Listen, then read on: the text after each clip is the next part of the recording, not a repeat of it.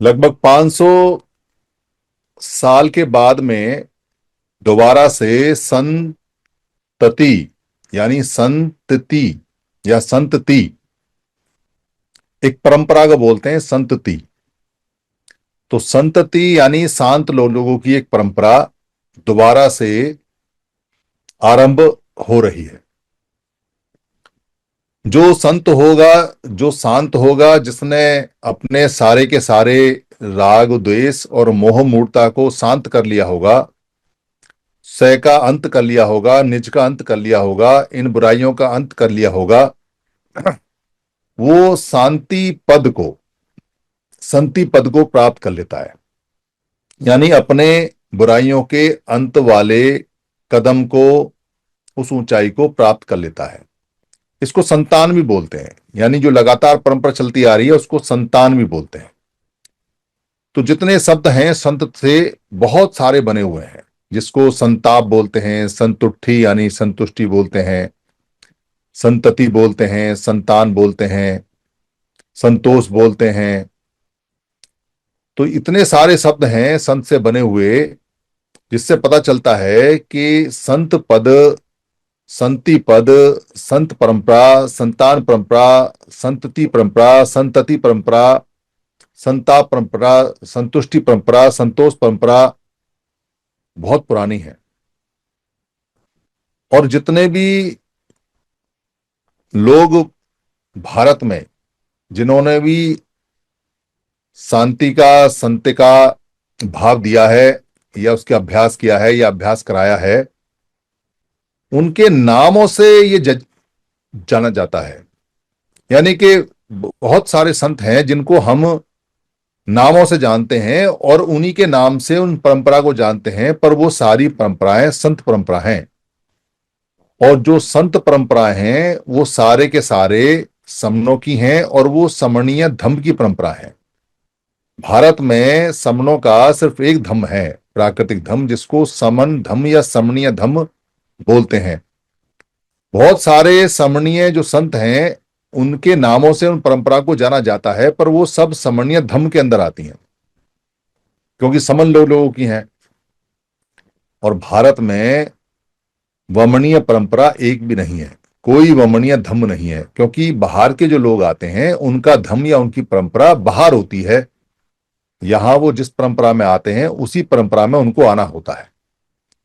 इसलिए बुद्ध जैसे संत के परंपरा में अगर बाहर के लोग, जिनको वमन बोलते हैं, वो आए, तो उनको संत परंपरा या बाद में सामनेर या उनको भी श्रमण परंपरा या उनको भी श्रमण या उनको भी सामनेर ही बोला गया। उनको वामनेर या वमन परंपरा या वमन संत या वमन कल्चर नहीं बोला गया, क्योंकि परंपरा यहां की है, परंपरा भारत की है और समन परंपरा है।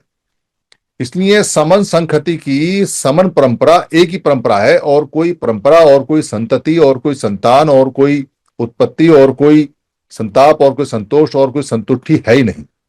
संतुष्टि मिलेगी आपको, वन तुष्टि नहीं मिलेगी कहीं भी, वम तुष्टि नहीं मिलेगी कहीं भी। ये शब्द सारे के सारे, ये परंपराएं सारी सारी बताती हैं कि यहां समनों का, समनीय धर्म का, समनीय कल्चर का, समन संतों का बोलबाला रहा है और आज भी है। कोई व्यक्ति अगर वमन परंपरा कहीं दिखा दे, कोई व्यक्ति अगर वमुट्ठी कहीं दिखा दे या वन तति कहीं दिखा दे, तो हम मान लेंगे कि यहां कोई वन परंपरा भी है। मिलेगी नहीं, जहां मिलेगी सम और संत में मिलेगी। आज हम भूल गए उस बात को। आज हम आपस में लड़ गए। जैसे हम इस समय भारत में पचुपन्ना में यानी वर्तमान स्थिति के अंदर लड़ रहे हैं, वैसे तो हम जागृत लोग हैं, मगर जागृत लोगों ने अलग अलग ग्रुप और संगठन बना लिए और आपस में लड़ रहे हैं और एक होने को तैयार नहीं है। वैसे तो हम बाबा साहब के आदेश पे पढ़ लिख गए और अपने आप को डॉक्टर और फिलोसफर और फिलोसफी का मास्टर और पीएचडी और बड़ा बड़ा प्रोफेसर और छोटा प्रोफेसर और प्रोफेसर हेड और दुनिया भर की हमने उपाधियां ले ली, पर हम एक साथ एक मत में आने को तैयार नहीं है। इतनी छोटी सी बात हमको भी नहीं आई। यानी कि हम कैसे बुद्धिजीवी हैं? सिर्फ किताबी बुद्धिजीवी हैं, अक्षर ज्ञान के बुद्धिजीवी हैं, बड़े बड़े अक्षरों को जानने वाले। और कोई अगर समझदार पूछ भी ले कि गुरुजी बोल क्या रहे हो, बाबा जी बता क्या रहे हो, संत जी बता क्या रहे हो, ये वाणी क्या है, तो उसको ये कह देते हैं, मजहब में, संत में, मत में बहस नहीं होती, बहस नहीं होती, ये तो मानने का मामला है, बस मानना है, इसमें पूछना नहीं है, इसमें आर्गुमेंट नहीं है, इसमें तर्क वितर्क नहीं है, इसमें कोई सवाल जवाब नहीं है, बस मानना है, कह दिया तो कह दिया, बात खत्म। और अधिकतर जगह वन साइडेड, एक ही तरफा एक ही व्यक्ति बोलता है, और बाकी लोग बिल्कुल कान बंद करके, दिमाग बंद करके आराम से बैठ के शांति से सुनते रहते हैं, क्या बोलने वाला बोल गया और क्या सुनने वाला समझ में आया। कोई ये पूछने को तैयार नहीं है कि भाई जो समझाया वो समझाया क्या, और जो समझाया वो समझ में आया क्या। कोई पूछने को तैयार नहीं है और कोई बताने को तैयार नहीं है, बस। तो वो ये जो सेक्टर है संतों का, ये सेक्टर समनों का है, वमनों का कोई सेक्टर नहीं है, ध्यान रखना। इस सेक्टर में बहुत सारे अच्छे अच्छे रिनाउंड संत हुए, बहुत बढ़िया बढ़िया संत, ऐसे संत गजब के, मतलब पूरी दुनिया में जिनका नाम, जिनका डंका बजा, और जो विश्व गुरु कहलाए सच में, जैसे बुद्ध, जैसे महावीर, जैसे गुरु रविदास जी, जैसे संत कबीर साहब, जैसे चोखा मेला, जैसे नामदेव, जैसे गुरु घासीदास, जैसे गुरु हरचंद ठाकुर, ये सारे जो गुरु हैं, इनकी मान्यताएं बेशक बाउंड्री के पार गई हो या नहीं गई हो, पर सबकी मान्यता सेम है, सबकी वाणी सेम है, और सबने कॉमन बात बताई है। किसी भी संत ने कभी नहीं कहा कि चोरी करना है, किसी भी संत ने कभी नहीं कहा व्यभिचार करना है, किसी भी संत ने कभी नहीं कहा झूठ बोलना है, किसी भी संत ने कभी नहीं कहा कि किसी को नशा पता या शराब करना है, और किसी भी संत ने कभी नहीं कहा कि कोई हत्या करनी है, किसी भी संत ने कभी नहीं कहा कि किसी का शोषण करना है, किसी भी संत ने कभी नहीं कहा कि किसी मजलूम को, छोटे गरीब को दबाना है, और किसी भी संत ने कभी नहीं कहा कि शरीर से आलस करना है। सबकी लगभग कॉमन बात है, इससे आगे भी बताई हैं, पर ये मुख्य बातें होती हैं। तो सारे संतों की वाणी एक सी है। एक संत दिखा दो जो ये कहता हो कि बीड़ी पीनी है, सिगरेट पीनी है, गुटखा खाना है, शराब पीनी है, नशा करना है, झूठ बोलना है, व्यभिचार करना है, पाप करना है, हत्या करनी है, चोरी करनी है, नशा करना है, एक संत दिखा दो, एक संत नहीं मिलेगा आपको। तो सारे संतों की वाणी एक सी है और सारे संत एक से हैं, मगर संतों के डेरे, संतों के आश्रम, संतों के आराम, संतों के मठ, संतों की धर्मशालाएं, संतों की लीलाएं, संतों की गद्दियां, उनके अनुयायियों ने बहुत बुरी तरह से जकड़ी हुई हैं। और मजेदार बात तो यह है कि संत के यहां जाते हैं इसलिए कि लोग शांत होंगे, भाईचारा बढ़ेगा, प्रेम बढ़ेगा, करुणा बढ़ेगी, पर वहां से जो अनुयायी होके आते हैं, वो दूसरे संत के अनुयायियों को बराबर की दृष्टि से, प्रेम की दृष्टि से देखते नहीं है, जाते नहीं है, उनसे मिलते नहीं है, और उनके साथ वैमनस्य भी रखते हैं कि ये तो फलाना मत का है, ये तो फलाना मत का है, ये तो फलाना मत का है। ये बहुत बड़ी बीमारी है, और ये बचपन से, क्योंकि जब किसी संत के यहाँ, संत तो है नहीं, संत को जो चेले हैं उनके यहाँ जब कोई जाता है, किसी डेरे में, किसी आश्रम में, किसी आराम में, किसी बिहार में, किसी भवन में, किसी मठ में, तो बच्चे छोटे छोटे साथ जाते हैं प्रसाद के चक्कर में, माँ के साथ, पिता के साथ, और जाने में अनजाने में, बिना जाने ही उस संप्रदाय के, उस मत के, वो जो पूरा पूरा सिस्टम बनाया है, बस उसी के होकर रह जाते हैं। वो पूछ नहीं पाते, क्योंकि माँ बाप पे यकीन होता है, अंधा अंधा यकीन होता है माँ बाप पे। माँ बाप ने पैदा किया, माँ बाप खाना खिलाते हैं, माँ बाप बचाते हैं, माँ बाप जान दे सकते हैं बच्चे के लिए, तो माँ बाप जो कह दे, जहां ले जाए, वो पत्थर की लकीर है। पर माँ बाप को खुद नहीं पता कि वो वहां क्यों जा रहे हैं, क्योंकि संत परंपरा में पुराने जो संत हैं उनकी मान्यताएं बहुत ऊंची हैं, और उनकी मान्यताएं जो ऊंची हैं वो हवा में नहीं है। ऐसा नहीं है कि उनको लाउड स्पीकर लेके बनाया हो, या उनका एडवर्टाइजमेंट निकाला हो, या जैसे आजकल कुछ चेले चपाटे रखे जाते हैं जो पूरी दुनिया में प्रचार करते हैं कि हमारा बाबा बहुत बढ़िया है, हमारा संत बहुत बढ़िया है, आओ, कुछ चमत्कार की कहानियां सुनाते हैं, झूठे मूठे महाप्रपंच दिखाते हैं, तो पूरी दुनिया को बेवकूफ बनाने के लिए कोई सवाल पूछे तो उसको बैठा देते हैं। ऐसे नहीं थे। पुराने संतों की मान्यताएं उनके कर्मों से और उनके व्यवहार से, पुराने संतों को तथागत बोलते थे। तथागत मतलब जैसा है वैसा ही आता है, यानी तथ्य पे आधारित है, और जैसा दिखाई देता है वैसा ही होता है, जैसा कहता है वैसा ही करता है, जैसा है वैसा ही सामने है। जो बात कह दी वही करेगा, जो बताएगा उसे पहले करता है। ऐसे संतों ने अपनी सारी राग और द्वेष और मोह माया छोड़ी। फिजिकल जितनी वस्तुएं थी, जमीन जायदाद पैसा पद पोस्ट मंच माला, सारे छोड़ दिए। उन्होंने मेहनत की और उसको स्वयं पाया और देखा कि शरीर कैसे काम करता है, दुख कैसे आता है, दुख कैसे जाता है, क्या क्या चीजें हैं जो परेशान होती हैं। समाज का अध्ययन किया, ऐसा नहीं कि समाज से कट गए हों, अपना अध्ययन भी किया, से अध्ययन भी किया और वाही अध्ययन भी किया। जो शरीर से जो लौकिक है, यानी जो शरीर के अंदर है, लोक के अंदर, लोग शरीर को बोलते हैं, लौकिक भी किया और परलौकिक भी किया, यानी शरीर के बाहर का भी अध्ययन किया, समाज का भी अध्ययन किया, वस्तुओं का भी अध्ययन किया, सब्जेक्ट जितने विषय हैं उनका भी अध्ययन किया।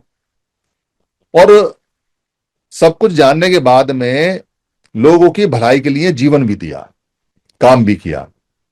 तो ऐसे जो संत हैं जिन्होंने पूरा जीवन सोसाइटी की भलाई के लिए लगा दिया, और किसी की शारीरिक बीमारी है तो उसका इलाज भी किया, किसी को बाह्य बीमारी है तो उसका भी इलाज किया, किसी को मानसिक बीमारी है तो उसका भी इलाज किया, और उनको रहने के सदाचार के नियम, राजा के नियम, प्रजा के नियम, आने के नियम, जाने के नियम, बच्चों के नियम, महिलाओं के नियम, खेती के नियम, मजदूरी के नियम, रात में चलने के नियम, दिन में चलने के नियम, बैठने के नियम, उठने के नियम, सब तरह की चीजें उन्होंने बताई और सिखाई, और वो सारी सच हो गई।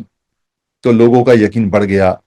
तो ऐसे सभी संतों का, जिनको भिक्खु भी बोला करते थे, भंते भी बोला करते थे, संतों के इतना यकीन हो गया लोगों पे कि अगर उस संत का पहना हुआ कपड़ा, क्योंकि एक ही रंग का पहनते थे पहचान के लिए, भी कहीं अगर टंगा हुआ सूखा हुआ मिल जाए और राजा भी उस रास्ते से जा रहा हो, तो वो उतर के, और उसको संत ना दिखाई दे तो उतर के उस कपड़े को ही नमस्कार करके अपने आप को संतुष्ट करता था कि मैं यहीं कहीं आसपास संत होंगे और उनका ये कपड़ा है, तो उनके गुणों को नमस्कार करके मैं निकलता हूं। इतनी ज्यादा मान्यता, मतलब लोग उन संतों के दर्शन के लिए कहानियां बनाते थे, जिसको संग गाथा बोलते हैं, जिसको संग गान बोलते हैं, जिसको संग वंदना बोलते हैं। कि ऐसा संघ, ऐसे लोग जिनका दर्शन करना चाहिए, जिन्हें आहुति करनी चाहिए, जिनको देखने से सुख मिलता है, क्योंकि उनकी कर्म, उनकी मान्यताएं, अगर कोई संत साथ हो गया तो फिर सुरक्षा की गारंटी हो गई। कोई संत साथ हो गया तो फिर कहीं फंसोगे नहीं, इस बात की गारंटी हो गई। तो उन्हीं संतों की मान्यता की वजह से उनके कपड़ों के भी लोग आज मान्यता देते हैं, आज भी मान्यता देते हैं, जिसको भगवा बोलते हैं, भगवा कलर। भगवा मतलब जो दुखों को भग करता है, भग्न करता है। तो उनके कपड़ों को भी मान्यता देते हैं। कितनी ऊंची मान्यता है जो आज तक चली आ रही है। बेशक हजारों लोगों ने उस भगवा कपड़े में लिपेट कर खूब पाप किए, खूब व्यभिचार किए, पर लोगों की मान्यता वहीं की वहीं है, कहीं खिसकी नहीं है। आज भी कोई भगवा कपड़े पहन के आता है तो उसको खाना, उसको पिंडपात, उसको पैसा, उसकी बात सुन लेते हैं, उस पर यकीन कर लेते हैं, लुट जाते हैं, पिट जाते हैं, फिर भी यकीन नहीं जाता। तो संतों की महिमा रही है, क्योंकि संतों ने ही वो महिमा कमाई है। संतों ने कोई महिमा खैरात में नहीं मिली, उन्हें कहीं कोई दान पुण्य में नहीं मिली है, पूरा जीवन लगाया है और संतति चली है, पूरी परंपरा चली है। संतान है उनकी, संतान उन्हीं की होती है, जो संत है उन्हीं की संतान होती है, परंपरा बोलते हैं जिसको। तो वो चली है, संति पद मिला है, तो ये सैकड़ों सालों में जाके मिली, और वही कारण है कि संत चले गए, पर उस परंपरा के कारण लोगों का यकीन संतों में है। पर जो चेले हैं उन्होंने दीवारें ऊंची ऊंची कर दी। तो समण संघ क्या करता है? समण संघ समणों को इकट्ठा करता है। तो आप सब तरह से समणों को इकट्ठा कर लोगे। समय धीरे धीरे बीत रहा है और समण इकट्ठे हो भी रहे हैं। राजनीतिक रूप से भी आप फटकार रहे हो खूब कि भाई अलग अलग ताला चाबी नहीं चल सकते हैं। वो ठीक है तुम्हारी बात के ताला चाबी चाहिए, ताला खोलना है, बाबा साहब ने कहा है और पार्लियामेंट में जाना, जाओ, पर अलग अलग ताले अलग अलग चाबी लेकर जाओगे तो ना तुम्हारा ताला खुले ना तुम्हारी चाबी खुले और तुम सब ऐसे ही खत्म हो जाओगे। तो वो देर सवेरे इकट्ठे हो जाएंगे, बाकी लोग भी इकट्ठे हो जाएंगे, संगठन भी या तो खत्म हो जाएंगे और या इकट्ठे हो जाएंगे, संघ में आ जाएंगे या तो, या संघ की बात मानेंगे। पर संत कैसे मानेंगे? क्योंकि संतों को संत ही कहेगा तो बात सुनेंगे, आपकी और मेरी बात नहीं सुन सकते, क्योंकि आप और मैं संत की श्रेणी में, संत की श्रृंखला में नहीं आते। संत एक पायदान ऊपर होते हैं, वो मान्यता प्राप्त हैं, चाहे बेशक उनकी मान्यता उन्होंने खुद ली है, चाहे बेशक वो खुद ही चीवर पहन के बैठ गए हैं, चाहे वो खुद ही सफेद कपड़े पहन के बैठ गए हैं, चाहे वो खुद ही अलख निरंजन कह के घूम रहे हैं, पर कोई उनसे पूछने वाला नहीं है कि आपकी मान्यता कहां से आई, ये मान्यता क्या है, इस मान्यता के नियम क्या हैं, वो पुराने नियम क्या हैं जिनके तहत में संत बनते थे, उन नियमों को जानते हो नहीं जानते हो, मानते हो नहीं मानते हो, और तुम्हारा संघ कहाँ है भाई? कोई पूछ नहीं सकता। क्योंकि अगर आप पूछोगे तो चाहे बाबा हो, चाहे साधु हो, चाहे संत हो, चाहे कोई भी हो, आपको दो टूक जवाब दे देगा, आप इसके अधिकारी नहीं है, ये हमारा संतों का मामला है, ये हमारा भिक्षुओं का मामला है, ये हमारा भिक्षुओं का मामला है। आप कौन होते हैं? आप कुछ नहीं कर सकते। क्योंकि सम्राट अशोक ने भी जब ये देखा कि जो संत हैं और जो भिक्षु हैं ये नियमों को नहीं मान रहे, जो इनके नियम है जिसको विनय पिटक में नियम बोलते हैं, और जो इनके नियम बनाए गए हैं उसका पालन नहीं कर रहे हैं, ये इससे लोगों में गलत मैसेज जा रहा है, इससे धमकी हानि हो रही है, इससे सदाचार की बजाय व्यभिचार बढ़ रहा है, लोगों में जो जागृति आने की बजाय लोग सोते जा रहे हैं।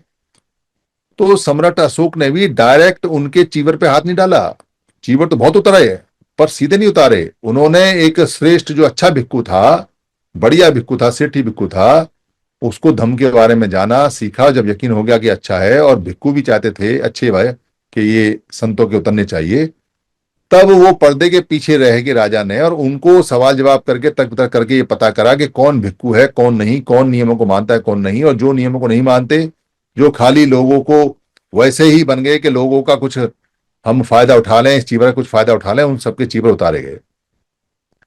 पर राजा ने नहीं उतारे, अशोक ने नहीं उतारे, उतरवाए। तो आपको अपने सोसाइटी को, अपने समणों को ऐसे लोगों से जो हमारे समण समाज में अपने पैर पुजवा रहे हैं, उनसे पैसा ले रहे हैं, जो सफेद कपड़े पहन के, लाल कपड़े पहन के, लंबी दाढ़ी करके, बड़े बाल बढ़ा के, या जो भिक्षाम देही करके आते हैं और जो आशीर्वाद देते हैं, जिनको खुद नहीं पता कि आशीर्वाद होता क्या है, और जिनका कोई शिक्षा कोई ग्राउंड नहीं है, जिनकी कोई इतिहास नहीं है, जिनको ये नहीं पता कि ये कहाँ से संत बने कहाँ से नहीं, कहाँ बाबा बने कहाँ नहीं, जिनका कोई संघ नहीं है, जिनको आइडेंटिटी नहीं है, जिनका ये नहीं पता चलता कि ये व्यभिचारी हैं या संत हैं या क्रिमिनल हैं या क्या नहीं है, कौन है कौन नहीं है, उन सब की जानकारी के लिए और अपने लोगों को उनसे बचाने के लिए और अपने लोगों को संतों का ज्ञान बताने के लिए और अपने लोगों को सदाचार की जानकारी देने के लिए, कितने सारे उद्देश्य हैं इसके।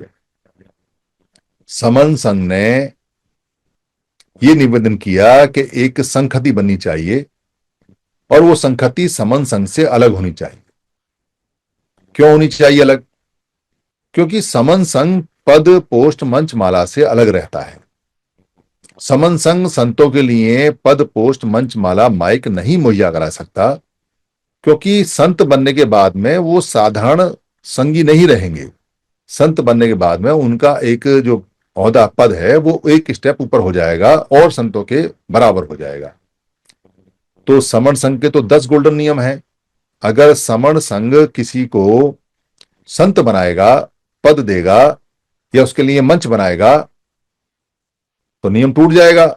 और वैसे भी ये काम साधारण लोग नहीं करते थे। भिक्खु संघ के अंदर भी भिक्खु संघ ही संतों को बनाता था, पर मान्यता साधारण लोग देते थे, मान्यता देते थे उनका काम देखकर, उनका व्यवहार देखकर कि ये संत के लायक है या नहीं है, या ये संत होना चाहिए। तो समाज में मान्यताएं समाज ही देता है, यानी समण ही देंगे, समण संघ ही मान्यता देगा। पर समण संघति उस उत्सव को करेगी, समण संघति समणों की जितने भी कल्चरल कार्यक्रम है उसको करेगी। वो उनको पद दे सकती है, उनको मंच दे सकती है, उनकी वाहवाही कर सकती है, उनका गुणगान कर सकती है, उनका जन जागृति कर सकती है और लोगों में उनकी मान्यता को बढ़ा सकती है। ये काम संघति कमेटी का है। तो समर संघ ने संघति कमेटी से निवेदन किया, जो कि संघ से अलग चलती है पर संघ की बात मानती है, संघ जो सलाह देता है उसको मानती है, पर समर संघ के 10 गोल्डन नियम में वो नहीं आती है। तो बाकी समर संघियों ने कहा कि हम सहयोग करेंगे। इसलिए जो पहले जीवित समर संघति ने संघ संत बनाए वो हमारे समर संत साहेब रतनलाल देसाई सर बनाए। संघ जितने भी समर संघी थे उन सब ने सहयोग किया, मान्यता दी और पूरे संघ से पूछकर, क्योंकि उस समय तक कोई संत नहीं थे, तो पूरे संघ से पूछकर कि क्या आप सर रतिलाल देसाई सर को संत बनने की, रखिए संत बनने की मान्यता प्रदान करते हैं। सबने हाँ किया और उनकी तरफ से कार्रवाई आरंभ करने के लिए उनसे अनुमति मांगी। जो वहां उपस्थित संघ था उसने अनुमति दी और उनकी अनुमति के आधार पर वहां संखार विधि कराई गई और समर संखार समिति ने उनको संखार विधि करा के, और जिससे भी कराई उनको आदेश दिया और उन्होंने वहां करा के उनको संत का मान्यता दी। 500 साल बाद पहली बार कोई सर्वमान्य संत है भारत में। संघ मान्य संत, समाज मान्य संत, लोगों का संत, लोगों के द्वारा लोगों के लिए। कहीं भी आपने किसी भी संत को लोगों के द्वारा मान्यता प्राप्त नहीं पाया होगा। या तो पुराने समय में होते थे जब संतों की पूरी सभा बैठती थी, और या आज हैं। तो ये जो संत बन रहे हैं, जो समर संखार समिति मान्यता प्राप्त दे रही है, इसमें पूरे समणों की रजामंदी है। पूरा समर संघ और संखार समिति और समर संत संघ, क्योंकि 29 तारीख के बाद में समर संत संघ भी बन जाएगा। एक संत बन गए हैं, दूसरे संत बन जाएंगे, 2 संत बनते ही उनका संघ बन जाएगा। तो समर संघ और समर संत संघ दोनों अगर किसी व्यक्ति को मान्यता देने के लिए तैयार हैं और मान्यता देते हैं, वो संत घोषित हो सकता है। और संतों के नियम है, वैसे तो मोटे मोटे नियम जो विनय पिटक है उसमें साफ लिखे हुए हैं, पर फिर भी कुछ ऐसे इंपॉर्टेंट नियम है जो यहां बताने जरूरी है। पुराने समय से लेकर आज तक भी किसी भी समर संत ने हाथ नहीं फैलाया। बाद के समर संत सारे गृहस्थ संत रहे हैं, उन्होंने अपना खाया, अपना कमाया, पर हाथ नहीं फैलाया। पर किसी को उन्होंने मजबूर नहीं किया, कोई व्यापार नहीं किया। जो दे दिया ठीक, जो ना दे दिया ठीक। जितने भी समर संत हैं वो कभी भी अपने परिवार के लिए कुछ मांगा नहीं, किसी ने भी। वो भूखे रह गए पर मांगा नहीं किसी ने भी। यहां तक कि भिक्खु संघ ने भी कभी मांगा नहीं। लोग कहते हैं कि भिक्खु संघ मांग के खाता था, वो ढंग से पढ़े विनय पिटक। भिक्खु संघ ने कभी नहीं मांगा। वो दरवाजे पे खड़े हो जाते थे, कोई पढ़ता था उनसे, आया पढ़ा, पढ़ने के बाद कुछ खाने को दे गया, ठीक है। वो भी संघदान होता था, भिक्खु दान नहीं, संघ को मिलता था, संघदान मिलता था। संघ में जाता था और संघ वहां जाके उसको लेते थे।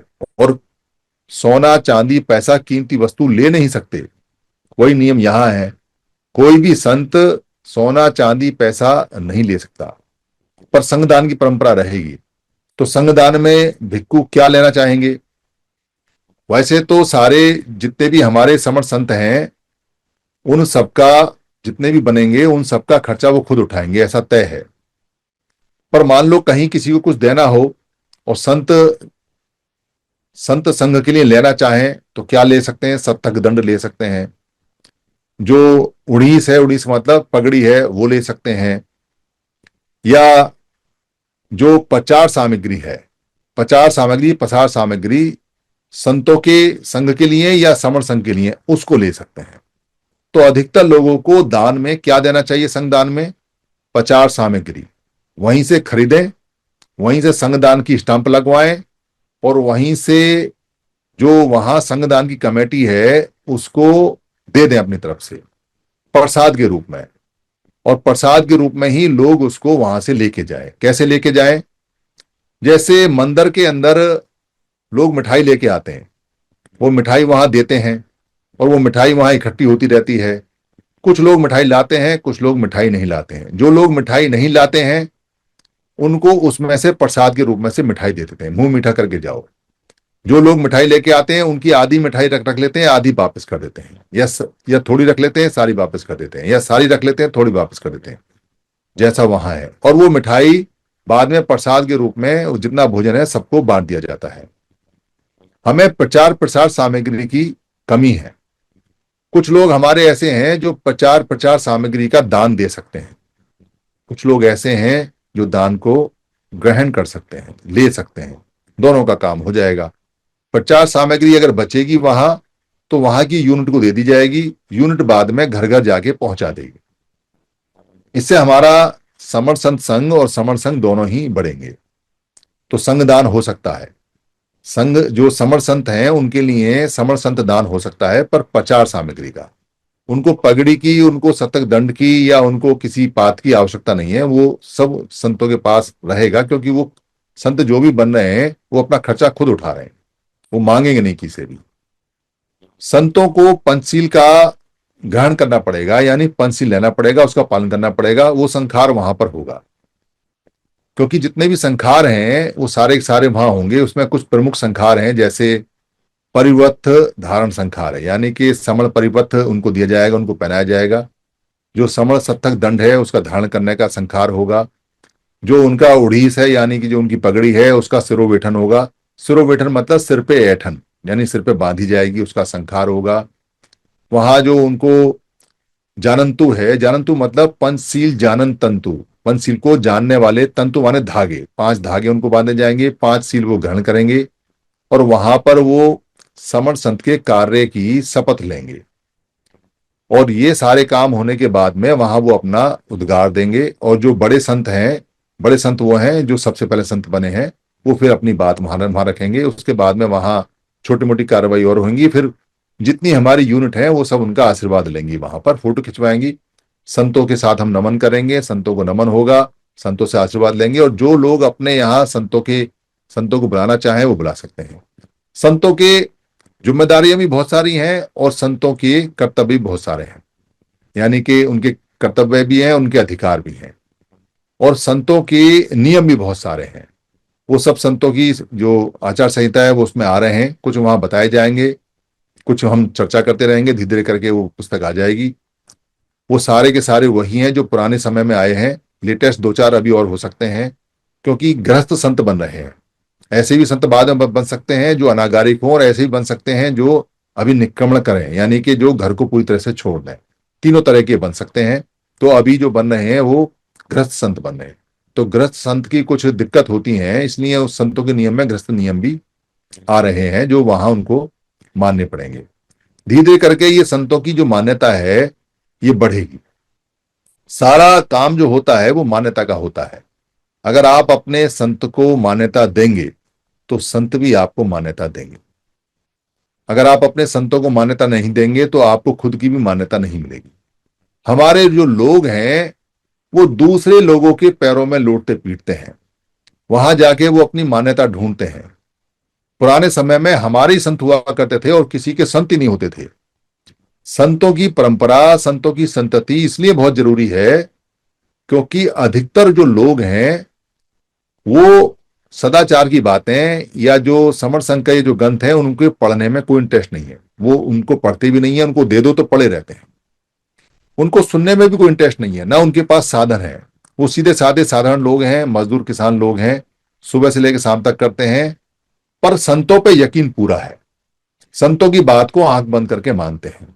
अगर समण संत होंगे तो समण वाली बात बताएंगे, तो समणों के सारे नियम सिखाएंगे, तो सदाचार बढ़ेगा। तो ऐसा जो सेक्टर है बहुत बड़ा है, यानी ऐसे जो लोग हैं वो करोड़ों में है। कितनी भी कोशिश आप कर लो, चाहे राजनीतिक रूप से, चाहे संगठनों के रूप से, चाहे लड़कों के दलबल के रूप से, चाहे एजुकेशन के रूप से, चाहे भाषण की मीटिंग लगाने के रूप से, चाहे वीडियो बनाने के रूप से, चाहे आप किताब पोस्टर छापने के रूप से, उन तक बात नहीं पहुंचती। इसीलिए वो और लोगों के डेरों में, और लोगों के आश्रमों में, और लोगों के बिहारों में, और लोगों के भवनों में हफ्ते के हफ्ते जाते हैं, सप्ताह के सप्ताह जाते हैं। और वहां जाके पैसा भी खर्च करते हैं, सिर्फ इसलिए कि उनकी मान्यता उन संतों में है या उनको अपने संत मिले ही नहीं, या उनको अच्छे और बुरे संत में भेद ही नहीं पता। क्योंकि अच्छे बुरे संत में भेद जब पता चलता है, जब एक जगह बढ़िया सेब रखा हो और एक जगह सड़ा हुआ सेब रखा हो, तब पता चलता है कि अच्छा सेब भी होता है। वरना तो जो सड़ा हुआ सेब है उसी को आदमी सेब मान के खाता रहता है। तो वो अंतर भी हमारे जो संत हैं वो बताएंगे समाज के अंदर जाके, कि संत जो होता है वो ऐसा होता है जो निष्पक्ष होता है, जो पैसा नहीं लेता है, जो साधारण तरीके से रहता है, जो सच्चा होता है, जो 5 सील का, जो 8 सील का, जो 100 सील का, जो 200 सील का पालन करता है, जो पुरानी मान्यताओं को मानता है, जो पुराने संतों को नमस्कार करता है, और जो कभी भी अपने किसी भी अनुयायी को या किसी उपासक को या उपासिका को या जो भी उनके पास में जानकारी लेने आता है, कभी भी गलत और खराब जानकारी नहीं देता है। और उसके अंदर कोई लोभ नहीं होता, कोई लालच नहीं होता, उन सब से वो मुक्त होता है। ऐसे संत जब बनने शुरू होंगे, तो पुरानी संत परंपरा जब यहाँ आएगी, तो ये जो सेक्टर है संतों वाला, ये बहुत बड़ा सेक्टर है, ये 50% से भी ज्यादा बड़ा सेक्टर है।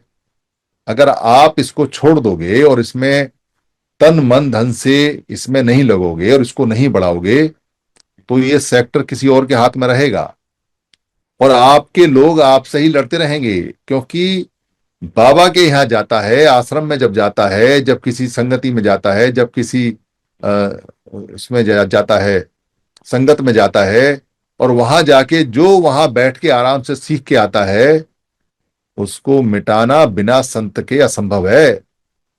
बिना संत के वो सुनेगा नहीं। और संत भी होना चाहिए पहले वाले संत से ज्यादा शुद्ध और ज्यादा समझदार, और बिना लालच वाला और बिना पैसे वाला, और जिसकी बातों में दम हो। तब आपका समन संघ सारे सेक्टर में पार करेगा। और दुनिया के जितने भी संघ हैं, उनके अतजन वाले जितने भी सेक्टर हैं, उनमें उनके संत और बाबा पूरी मेहनत करते हैं। पर हमारे यहाँ 74 साल में ये सोच ही नहीं बनी, और बाबा साहब सीधे सीधे दे के गए थे कि संतों का काम यानी भिक्खुओं को काम करना है, भिक्खुओं को ये सेक्टर संभालना है। पर भिक्खु सारे के सारे राजनीति में उतर गए, आपस में लड़ गए, संगठन बना लिए, सबने चंदा इकट्ठा कर लिया, सब भवन बनाने में लग गए, सब बिहार बनाने में लग गए। मैं खुला बोल रहा हूं इसको, कोई एक आध अपवाद हो सकता है, और किसी को अगर लगता है कि मैं गलत बोल रहा हूं तो यह पोर्टल पे आए और सिद्ध करे कि हम गलत बोल रहे हैं, बताए कि हम गलत बोल रहे हैं। वरना 74 साल में, 74 साल बाद समण संघ को ये स्टेप उठाने की आवश्यकता नहीं पड़ती। क्योंकि बुद्ध का जो समन्वय धम्म है वो बुद्ध के नाम से नहीं था, वो धम्म के नाम से था। हम धम्मिक हुआ करते थे, पर इसको भी एक सेक्टर बना दिया और आपस में लड़वा दिया। अब बुद्ध को किसी और मजहब से लड़वाते हैं, अब बुद्ध को किसी और संत से लड़वाते हैं।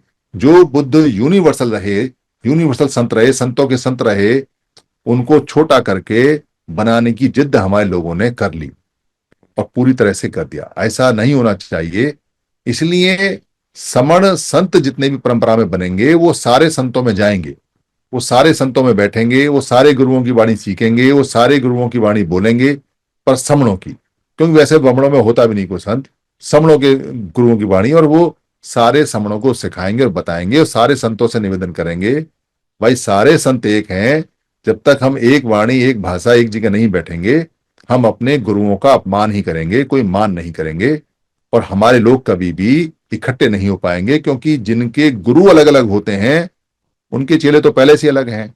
इसलिए गुरुओं को इकट्ठा होना है, संतों को इकट्ठा होना है, संतों की वाणियों को इकट्ठा होना है, संतों के चेलों को इकट्ठा होना है, संतों के आश्रमों को इकट्ठा होना है, संतों के डेरों को इकट्ठा होना है, संतों की मान्यताओं को एक होना है, उसका प्रचार प्रसार करना है। वो तो पहले से ही एक है।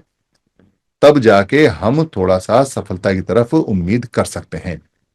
इसलिए जितने भी हमारे संत हैं उनको पूरी मान्यता दी जाए, उनका पूरा मान रखा जाए, उनके आने जाने का पूरा ध्यान रखा जाए, उनकी जो वो कहें वो माना जाए।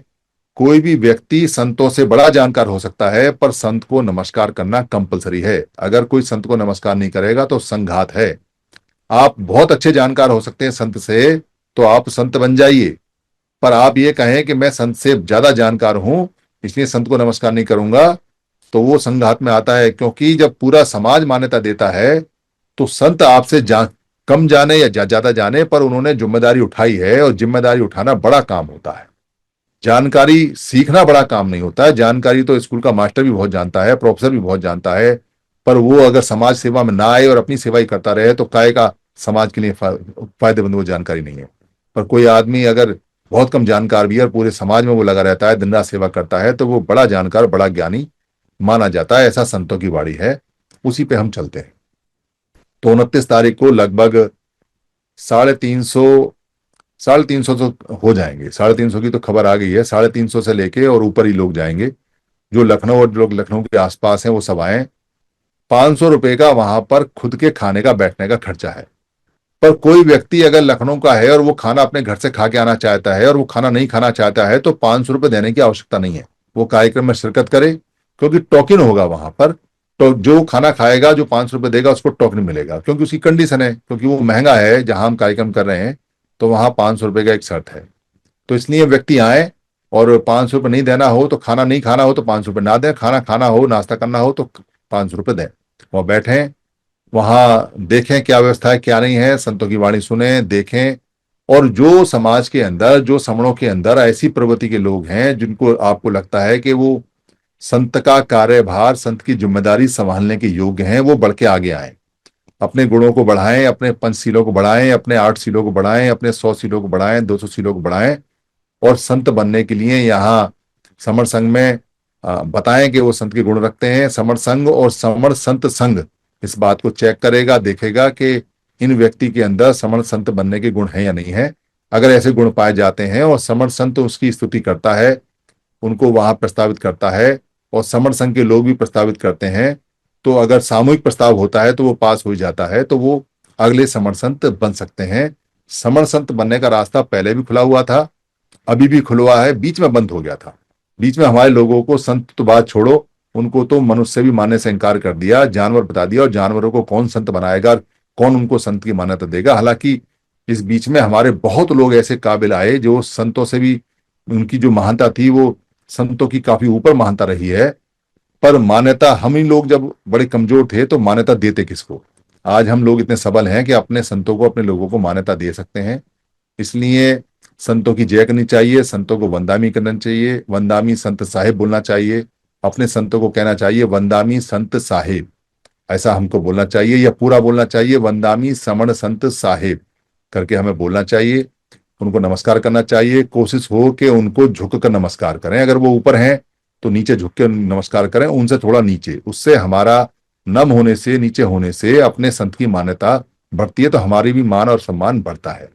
जिनके गुरुओं का मान सम्मान में रहता है, उनके चेलों का सम्मान भी बहुत ऊपर रहता है। ये एक परंपरा है, एक संतति है, और ये संतति समाज को जोड़ने के लिए, समाज को बढ़ाने के लिए अति आवश्यक है।